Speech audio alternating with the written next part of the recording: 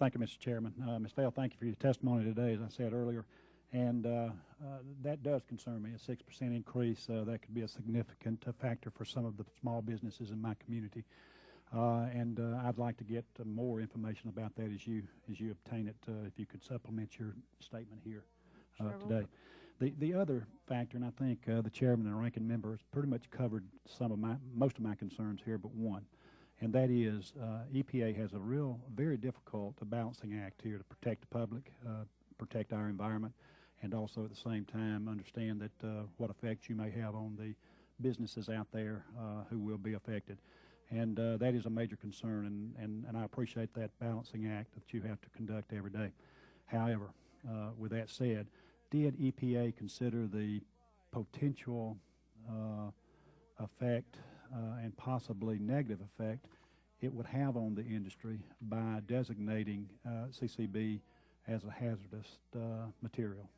Yeah, we heard from many of the groups that you'll be hearing from later on, as well as different industry representatives and communities that we met with on the stigma designation. You heard from them, but did you make a study or have conduct a study of some type to see definitely what effect it would have on the industry out there? We do not have any specific information that suggests. Our position, as I stated in my testimony, is that beneficial use will actually increase with the designation under either C or D because of the economics.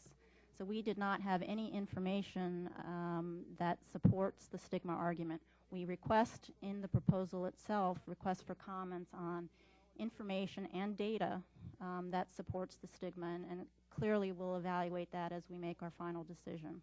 Was there any study done or evaluation or assessment done by EPA on the encapsulated use of CCBs? In other words, even though you have clearly stated here today, and I'm somewhat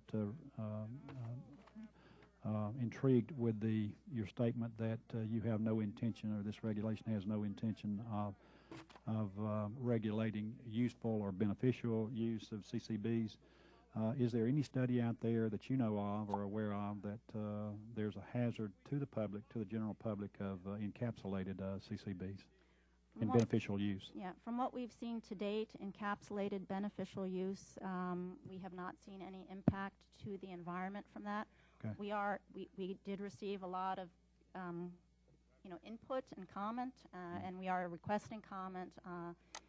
We have stated that we believe encapsulated beneficial use is completely protective of the environment, but we are seeking comment on all beneficial use and specifically unencapsulated use, which in many cases also are very legitimate beneficial reuse and safe for the environment. But we are seeking comment on the proposal. So would it be fair to say that you're continuing an ongoing assessment or study of potential hazardous use of encapsulated CCBs?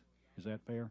Yeah, none of the analysis that we have done to date has shown any environmental harm from encapsulated use. Right. If we get comment and data during this process from the full set of the public that is engaged on this, we will clearly evaluate that.